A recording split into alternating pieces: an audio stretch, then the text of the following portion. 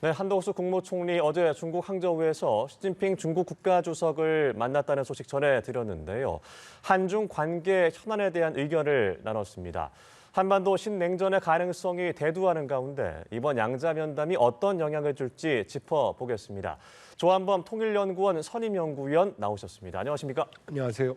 네, 어제 한덕수 국무총리와 시진핑 중국 국가주석, 이 항저우 아시안게임 개막식 참석차 방문을 하게 된 건데 26분여간 면담을 가졌습니다.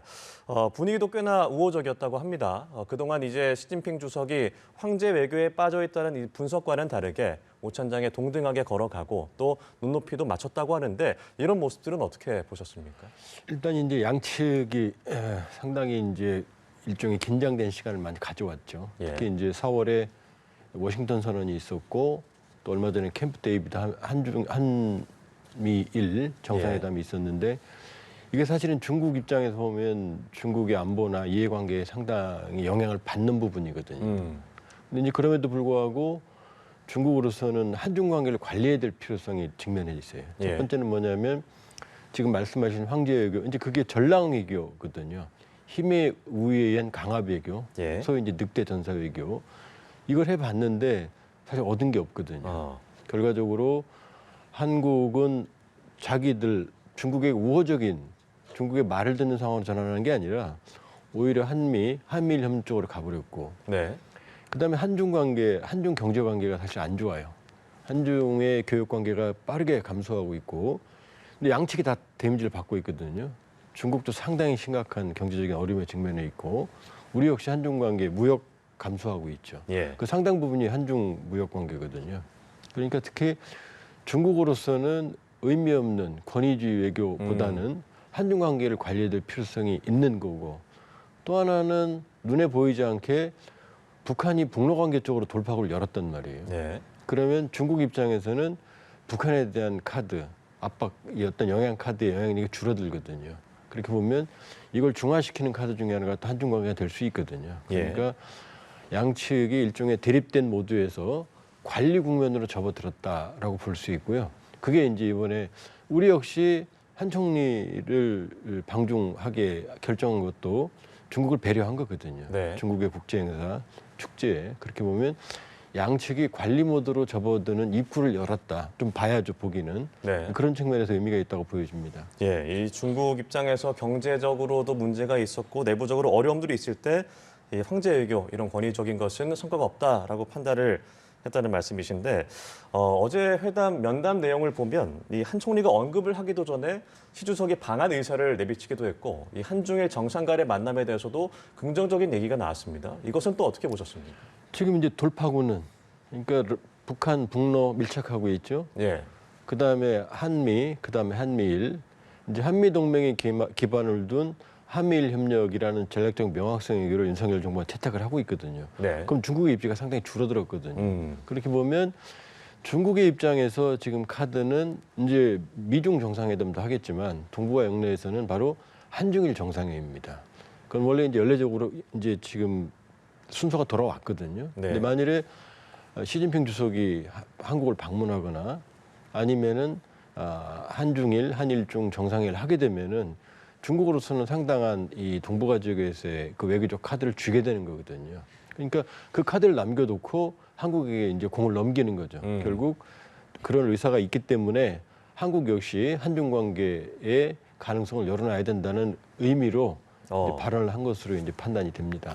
그럼 실제로 그런 의사가 있을 거라고도 말씀을 하셨는데 이 시진핑 중국 국가주석이 우리나라를 방문한 것이 지난 2014년 박근혜 정권 때란 말이죠. 거의 9년 전인데 실제적으로 그렇게 가능성이 있다고 말씀을 하신다면 최근 북러 군사 움직임에 대한 어떤 군사 밀착에 대한 견제가 우리 입장에서는 될 수 있겠습니까?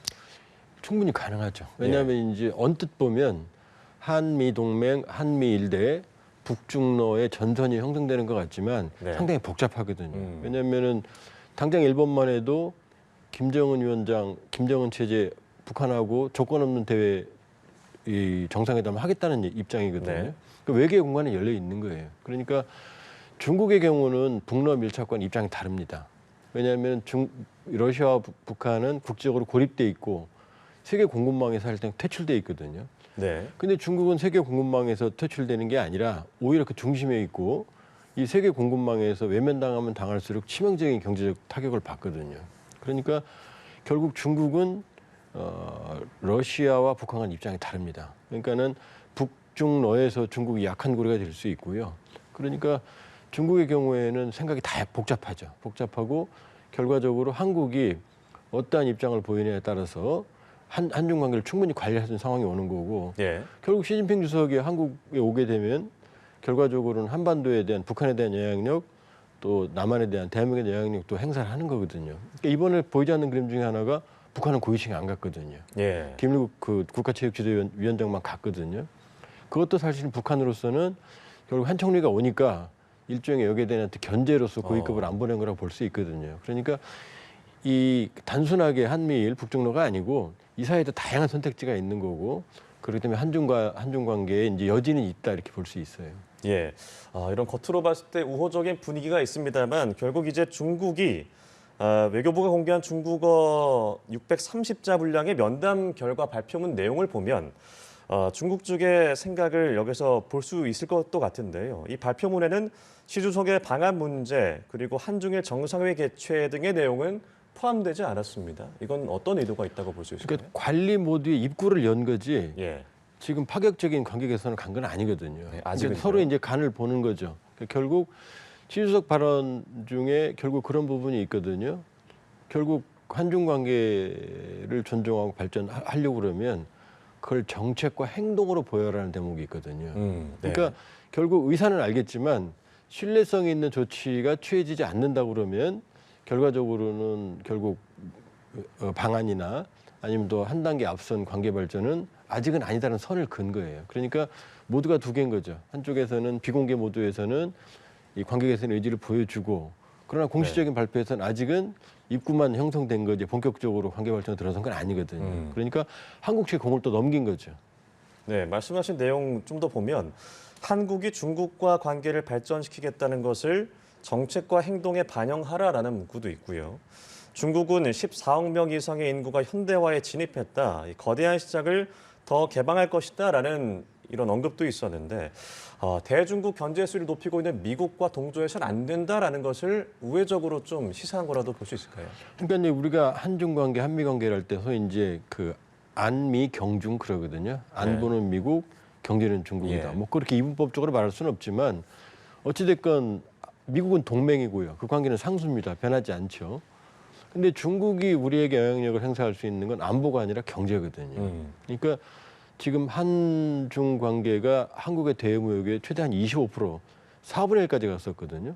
미국은 한 12, 13%밖에 안 돼요. 네. 그러니까 미국, 일본, EU까지 합쳐야 결국 중국과의 교역량이 거의 유사한 시점까지 갔거든요.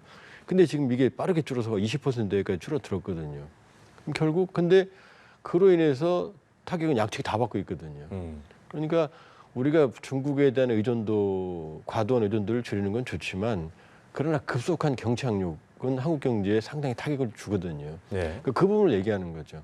결국 우리 14억 시장 있고 이 관계가 한국의 선택에 따라 달려있다는 얘기를 하는 거죠. 왜냐하면 안보적으로는 압박을 해봐야 한국에 대한 영향이 없거든요. 오히려 미국 쪽으로 더 밀착을 하니까 그 시장을 얘기를 하는 거죠. 결과적으로 일종의 물론 뭐 거기까지는 뭐 과도하게 해석할 필요는 없지만 네. 결과적으로 경제적인 타격을 받을 수 있다. 한중 관계의 경제 관계 부분을 우리가 카드를 쥐고 있다라는 얘기를 하는 거죠. 우회적으로. 예. 윤석열 대통령도 리창 총리를 얼마 전에 만나기도 했고 어제는 한덕수 총리가 시 주석이 만났는데 어떻게 보면 정식적인 만남이었다라기보다는 이 스포츠 대회의 개막에 대한 어떤 사절의 의무로 만난 건데 이런 시 주석의 이런 우회적인 견제구 발언들이 좀 지나치지 않았냐라는 해석도 있습니다. 두 개가 다 있는 거예요. 네. 그러니까 결국 이제 축제 축하 사절단에 할 발언은 아니죠. 예. 그러나 이번 그 면담을 보면 단순한 면담이라기보다는 일종의 회담 형식을 떼요. 네. 그다음에 모두에 우리가 얘기했지만 황제 의전도 아니었고 양측이 동일한 숫자가 배석을 했고 일종의 회담을 하는 형식. 26분이면 짧은 건 아니거든요. 왜냐하면 일종의 축하 사절단으로 가서는 26분은 긴 시간이거든요. 그러니까 두 개 모두가 다 있는 거죠. 결과적으로는 한국에게 뼈 있는 의사를 전달하면서도 그러나 의전을 갖추어서 한중 관계를 관리하겠다는 의지를 적극적으로 보여준 게 네. 이번에 의전이나 시간 배정이나 또 이제 왕위 외교부장을 한 총리 옆에 앉혔다는 얘기는 뭐냐면은 외교적 여지가 있다라는 어떤 메시지를 전달할 수 있는 거거든요. 그러니까 지금 입구를 열은 거고 이제 앞으로는 양측이 어떤 행동을 주고받느냐가 이제 관계 발전에 예. 여지가 달려 있다 이렇게 볼 수 있어요. 예, 여기서 이제 우리 정부의 스탠스를 어떻게 취해야 될까 또 굉장히 중요할 텐데 김성한 전 국가안보실장의 발언이 좀 주목되고 있습니다. 결국 중국과의 관계에서 정답은 한미일 안보 협력이라는 거예요. 그래서 반대급부로 북중러의 협력 체제가 강화된다면 우리에게 또 안보에 위협이 될 수도 있을 것 같은데 이걸 현 정부의 그 스탠스라고 또 예상해 볼 수 있을까요? 일단 전략적 명확성의 외교가 사실은 윤석열 정부의 한미 동맹입니다. 예. 그리고 여기에 이제 일본이 협력을 하는 거거든요. 근데 한미 관계와 한일 관계는 달라요. 한미는 동맹이지만 한일은 동맹은 아닙니다. 한미 동맹이 기반을 둔 한미일 협력인 거거든요. 예. 그 층위는 다른 거죠. 당장 말씀드렸지만 기시다 총리는 김정은 위원장하고 조건 없는 대화하겠다고 그러거든요. 그다음에 푸틴 대통령을 만나고 네. 시진핑 주석도 만나겠다는 얘기를 하고 있거든요. 그러니까 각자의 눈높이가 달라요. 그러니까 예. 한미일 협력이 굳건해 보이지만 각자의 전략적인 목표는 다르거든요. 그러니까 한미일 협력이라는 전략적 명확성의 기반을 두되 그러나 이게 북중러 연대를 강화시키는 대립구도로 가서는 안 된다는 겁니다. 왜냐하면 한미일 대 북중러의 대립구도를 가장 원하는 건 누구냐? 김정은이거든요. 그다음 푸틴이거든요. 왜냐? 김정은과 푸틴은 국제적으로 고립돼 있거든요. 국제적으로 고립돼 있는 상황에서 연대를 한다는 건 일종의 출구가 되는 거거든요. 그러니까 예. 북중러 연대를 원하죠. 그러니까 한미일 협력 체제, 안보 체제 강화가 우리의 안보적인 상황에 대한 선택지일 수는 있지만 이게 북중러의 연대를 강화하는 걸 막아야 되는 겁니다. 그러니까 중국을 견인해야 되는 거고 러시아도 북한하고는 입장이 달라요. 지금 네. 뭐 관계 개선이 급속한 것 같지만 러시아가 우크라이나의 탄약 소유라는 급한부를 끄고 나면 러시아 입장에서 북한한테 별로 받을 게 없거든요. 우리에게 더 사실 받을 게 많거든요. 예. 지금 북러 교역 관계는 1억 달러 넘은 적이 없어요. 근데 한러 경제 교육 규모 200 달러가 긴밀하죠. 넘거든요. 예. 그러니까 그렇게 본다 그러면은 한미일 협력, 한미 동맹에 기반을 둔 한미일 협력을 하되 이게 북중러 연대를 강화하는 신냉전 지수로 가는 건 막아야 돼요. 그러려면 중국을 견인해내야 되고 러시아와도 대화를 해야 되는 거고 그리고 말씀드렸다시피 충분히 여지는 있거든요. 중국도 한중 관계에 이해관계가 있고 러시아도 중장기적으로는 북한에게 그렇게 큰 미련이 많은 체제가 아니에요. 네. 그러니까 우크라이나 전쟁이 해결되면 결과적으로 러시아 미래를 위해서 이 북러 관계보다는 이 한러 관계가 훨씬 더 중요하거든요. 네. 그런 면에서는 외교의 여지를 살려놔야 된다 이렇게 볼 수 있어요. 예, 북러 관계 말씀하셨는데 중장기적으로는 그렇게 깊어질 가능성은 없다고 말씀하셨지만 오늘 또 나온 보도를 보면 라브로프 외무장관이 평양을 방문한다고 합니다.